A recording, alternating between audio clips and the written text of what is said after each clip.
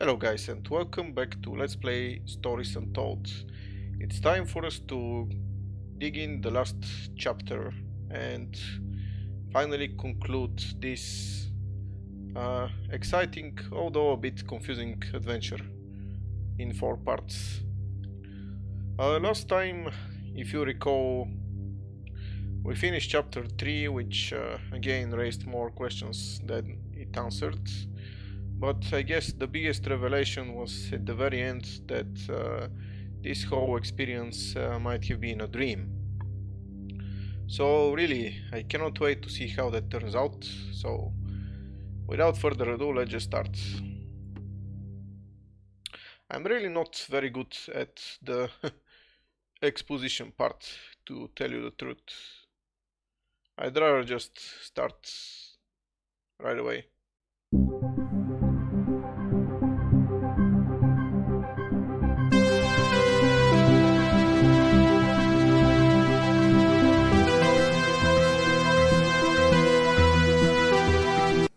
I think that's enough of that for now.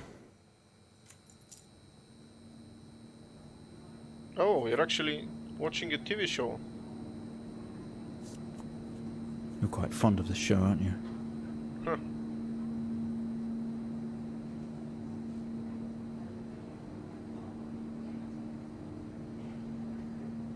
Yeah. Wait a minute. Is it possible? Okay, come on. Let's get you down to the observation room. Is it possible all that we've seen so far are just episodes in a TV show? Wait, what? Okay. This place must be starting to feel like home to you. Yeah, we are in a hospital.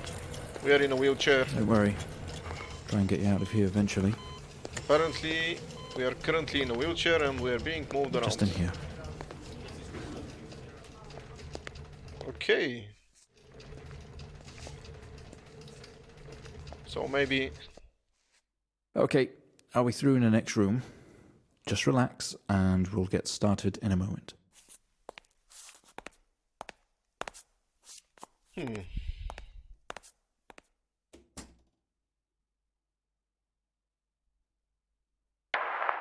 Right, Mr. Asian, now are you ready? Just hit record on the tape deck in front of you when you're ready. Okay. So basically we are in some sort of medical facility and apparently we are in a, I guess, in an intensive care since we are in a wheelchair. So I guess we are not autonomous, we cannot move around on our own, and we've been watching TV shows, I guess sci-fi TV shows, so maybe all of that we've seen, all the latest 3 chapters were just episodes in a TV series. Anyway, let's continue. This is subject 12-19-86-23, new session entry. We have myself, Dr. Alexander, leading, and in a room we have our patient, Mr. James Asian. As we know, James has recently recovered from a 2-week coma following his accident. Okay. In our last 3 sessions, James's attempts to recollect events of the accident seen him merging his memory with his imagination. These episodes have always ended in panic, and we've had to terminate the session abruptly. Oh, okay. Let's try and do this one better, James. So when you're ready, let's bring this back. I know how difficult this must be, but you can do this. James, it's time to remember. Right, okay. Your mind, it's like a conscious black box. Oh, so it's the same thing To as... show you your memories. It's from the second Look episode. into it. Ah, so that's what this was. Okay, right. So it's all starting to make sense now. Basically, we've been in an accident, and we've been in a coma, and I guess the last 3 episodes have been attempts for us to remember what happened. But since we've been watching this TV show at the same time, I guess our memories got mixed up with events from the TV series, and we kind of remember things that didn't happen. Fascinating. Alright, let's see what's next.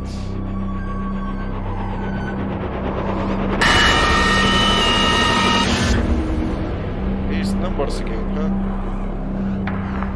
In your most recent episode, you recalled a false memory of a remote False memory. weather station. Okay, so this didn't You were happen. isolated from the rest of the world, locked inside your coma.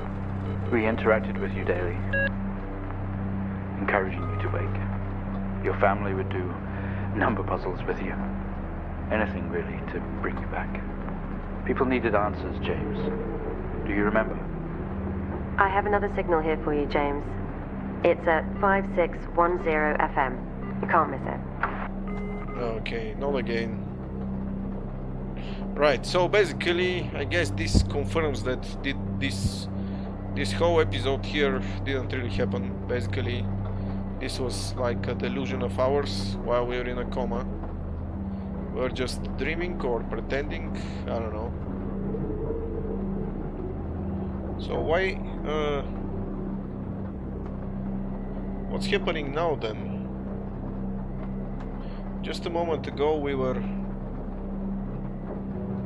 in the observation room of a medical facility, and now we're back here somehow. Maybe, okay. Are we having another episode or what? We tap here, we are back to the, we have the same microfilm that we had last time. So I presume we're going to have to input the frequency again and follow directions.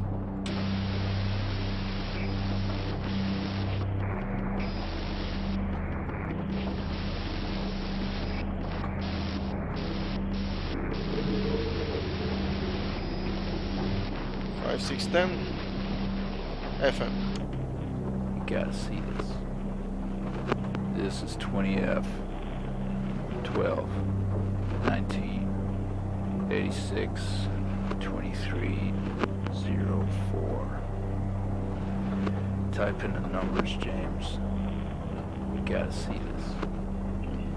This is 20F 12 19 86 23 04. Oh, so this was Type in the numbers. this was James. our subject Yes, number, yes. if you remember. This is This is our patient 20F. number. There we go. 19. Okay, shut up. Code word reference report. So I have to find report there. I guess this is something new because I don't remember it last time. Okay, where are the contents? Wait, what? Is that it? There's no report. Awesome Police Department. Okay, this is different. Road traffic accident report file. So this is the report. And I cannot read this, but now we know that we can zoom in using this slider. And with the other one we can focus. So let's... no. No! Damn it.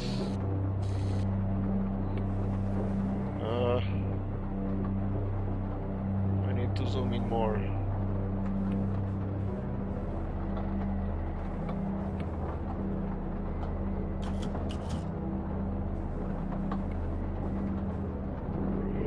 Okay, let's focus this and try to read it. Okay, report of traffic accident. Number of vehicles 2, date, time of accident 20th of March 86 2205. Okay, 20th of March, this is one day after my birthday. Haha. But it's 1986. This is a long time ago. Accident location, Pleasant Hill Forest Road. Accident type, 20F fatal accident. Wow. Wait a second, 20F, wasn't that the code for the supply boat from the previous episode? Never mind. I guess, yeah, so, okay. So I guess this is the description of the accident we were in, you remember? The doctor said we were in some sort of accident, so apparently it was a traffic accident and we were in a coma. Number of injured, 1. Okay, is this us? Driver name. Report James Asian. Okay, so this is us. Injured, or this is injured. Okay. License number. I guess this is the number of the car. Driver street address. One Wayview Drive, Butterbridge, City, Wilson. I don't know where this is. Postcode. Doesn't really matter. Then date of birth. 10th of January. Is this 63? Let's see. Let's try to zoom in some more. Yeah, okay.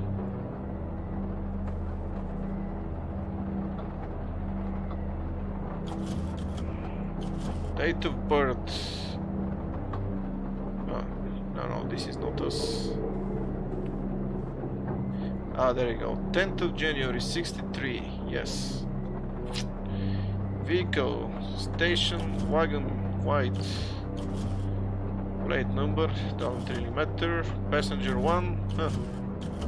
Passenger 2, nothing. Okay, so passenger 1 is whited out. Why is that? Injured, disease, doesn't say. Driver name. Oh, driver 1 information, driver 2 information. So this is the second driver. Charles Hennings. Deceased. So the other guy died, huh? Okay. So we were in a traffic accident with another passenger and the other driver died and we were injured only. But we were in a coma. Driver street address, does it really matter? Vehicle, Sudan. Sudan. What the hell? Yeah, whatever. Passenger, no passenger, okay. Oh, let's see, I need to read this more carefully now.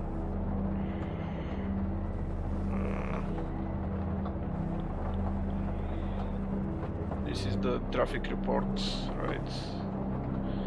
Okay, let's focus. Okay, accident description. Arrived on scene to discover 2 cars that had been involved in a head or near head-on collision. Well, this is pretty bad actually.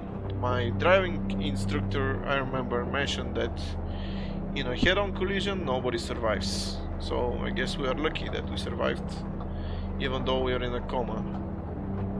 Mr. Asian found lying down outside his vehicle with head injuries. An ambulance was immediately called. His passenger was trapped in the vehicle in critical condition from wounds sustained in the collision. The driver of the blue Sudan, Mr. Hennings, was found dead on arrival. It was noticed that there was a strong smell of whiskey from the driver and an empty whiskey bottle on the passenger seat. Wait, which driver? Driver of the blue Sudan. Ah. Oh boy. So apparently the other driver was drinking and hit us, huh? Mr. Asian was questioned on scene. He described an oncoming blue Sudan being clearly out of control, which he swerved to avoid. Mr. Asian's passenger was his sister. Oh. Oh boy. So our sister died, I guess. He says was his sister. Did it say that she died? I guess so. Deceased, yes. Oh no, this is the other guy. Ah, right, okay, so this is passenger. And I guess here it would say whether she lived or died, but I'm guessing that she died. The driver of the blue Sudan is an ex-police officer of 20 years. Oh, wow. Alright. So a police officer was drunken driving and hit us. What are we supposed to do then? Line 1, line 2, line 3. What are the instructions? Oh, right, okay. So there are 3 phrases which are circled like this. Let's see, 20th fatal accident, let's try it, I guess.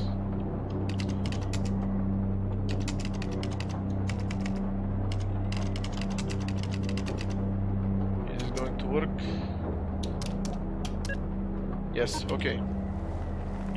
20th fatal accident.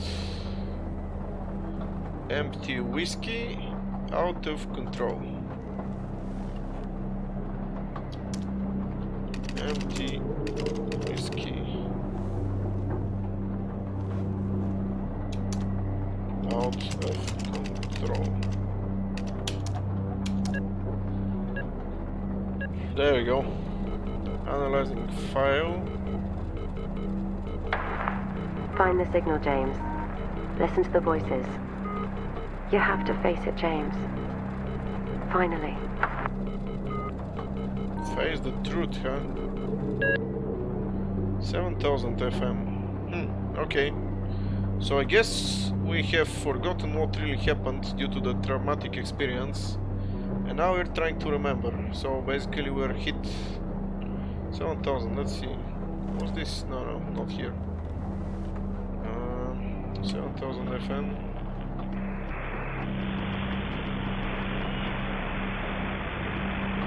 It's not like it, at all. I've worked with Officer Hennings for 6 years and not once have we even talked about alcohol.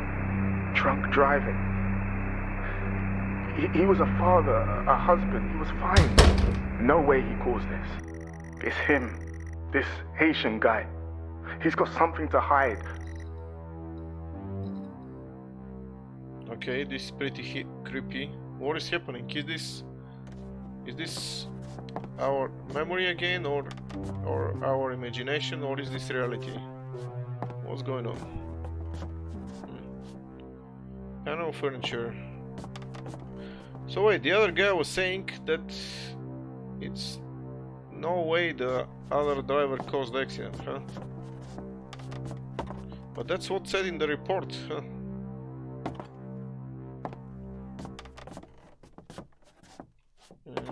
Door. Oh, okay, whatever. Are we... This doesn't make sense to you. Yeah, it doesn't.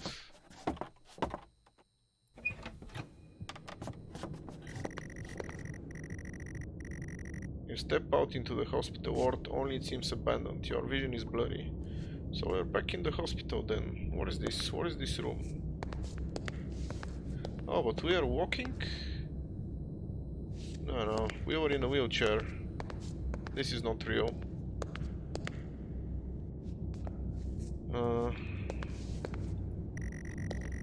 It certainly feels like an emergency. Let's see. What are we supposed to do? All of your episodes were recorded to tape. This is the 4th. Oh, okay. Huh.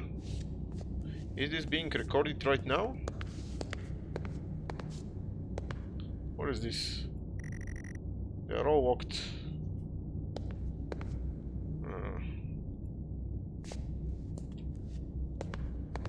Supposed to find something. He has quite an imagination, Mr. Haitian. I guess it's from the shows he's been watching. This time he described an A&E visit as a government conspiracy or some sort of lab. It's interesting stuff, and it's obviously pure fiction. But I guess it's just his way of coping for now. We'll see how we progress in future sessions. Oh, okay. Okay, so yeah, this confirms that we are crazy. No, basically our brain was damaged in the accident, so we are confusing reality with fiction. We are thinking that we live in the TV shows that we watch. Okay, let's see. What is this?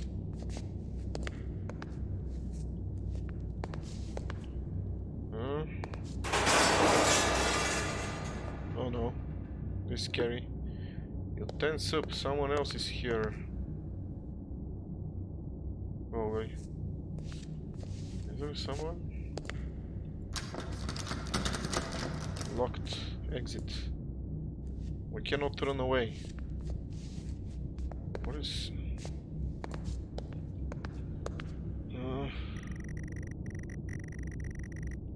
You wash your hands, but in this place it feels pointless.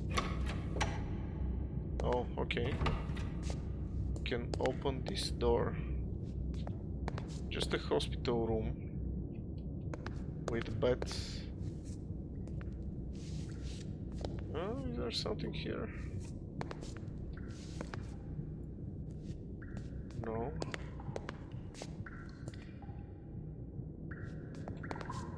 Oh. Oh, another one of those tapes.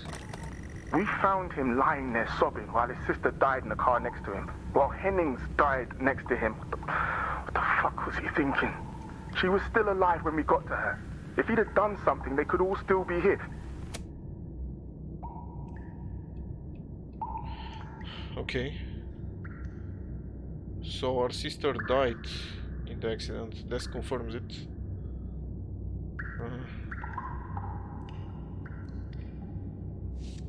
And this guy is accusing me of doing nothing. Well, what was I supposed to do?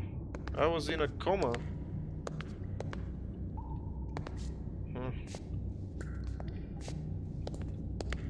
Is it possible we caused the accident? I guess that would make sense in the context of the story. I mean, if they wanted to have like some sort of awful truth, awful plot twist, that would be pretty scary, I guess.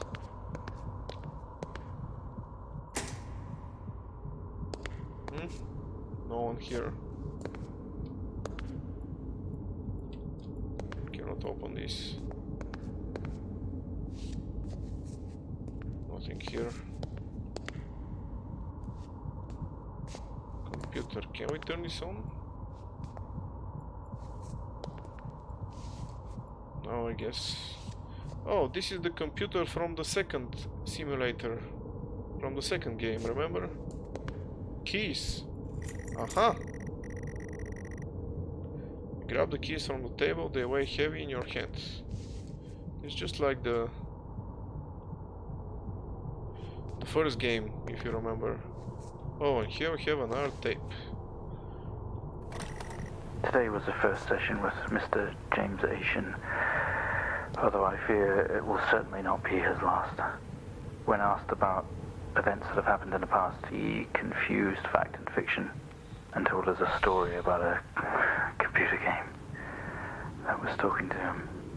I think he was back at his own house, his mum and dad's house, and he always talked about a room with a red X, one he couldn't get in. I don't know what any of this means or what it's got to do with the accident, but I guess some more sessions will maybe reveal that. We're going to try again tomorrow. Okay, so this refers to the first episode, when we were playing the game in our parents' house. And yeah, there was a door with a red X that we couldn't get into. I'm guessing that's significant in some way, but I don't know why. Let's keep going.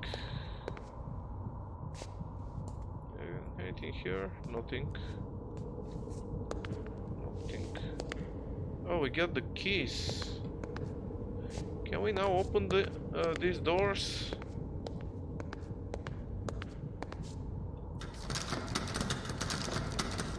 No, so the keys are not from here. Where are they from? Oh, okay. Reception, observation room, stairway, exit. We're on the 3rd floor.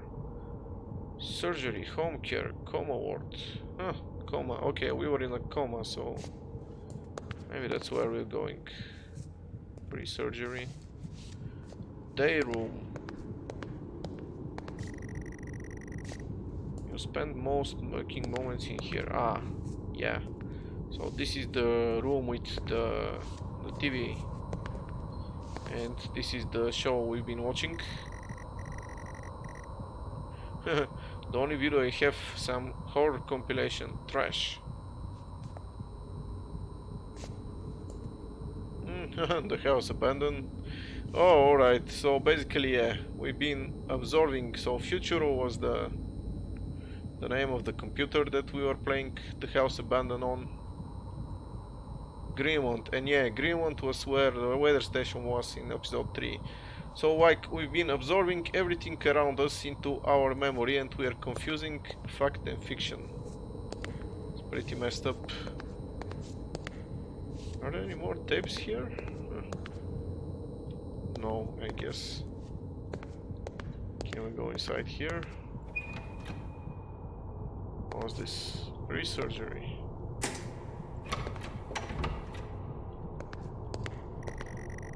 I only caught a glimpse of this room. I guess that's why there's no detail here. Okay.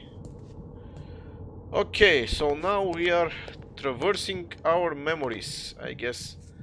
The same way as in episode 2 when we were using the text-based adventure. But here we are actually traversing them physically as a 3D, I guess, 3D adventure game simulator. And there we go. You honestly believe that Hennings was drunk at the wheel and not this little shit? If he wakes up, when he wakes up, I want answers. Until then, you handle it. You write it up. I'm out. Wow, that's pretty harsh. So yeah, this officer is convinced that it was us who were drunk and not his police buddy. Okay, I don't see anything here. Yeah, so I guess since we didn't see this room, or we just saw it very briefly, it has very little detail in our memory. Okay, good. Now we are traversing our memory. Is there anything else here? No.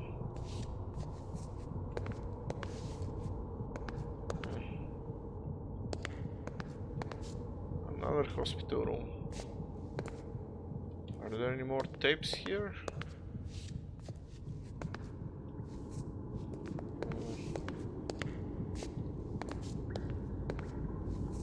Was that? No. Okay, this is pretty scary. Just going through this hospital on our own. Yeah. Not knowing what's going to happen.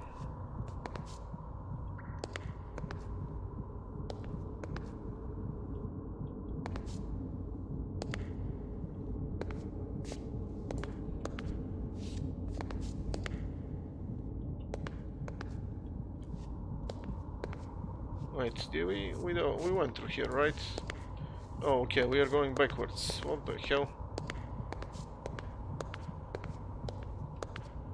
So this was the room with no detail. This was the exit. Another door never opened. You don't know what was in there. Okay, then I guess.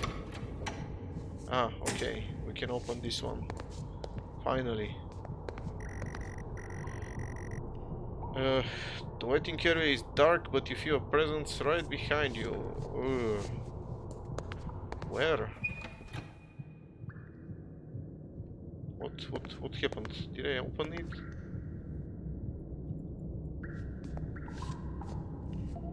No, nothing happened. Okay, let's keep going. What is this? Locked. Another door we cannot open. Also this one. Let's go here. Someone breathes on your neck, standing over you. Where? What the hell, man? You're scaring me. Exit. Locked. There's some light. You feel dread in the pit of your stomach. What's going on? What's happening here? Oh, this is bright.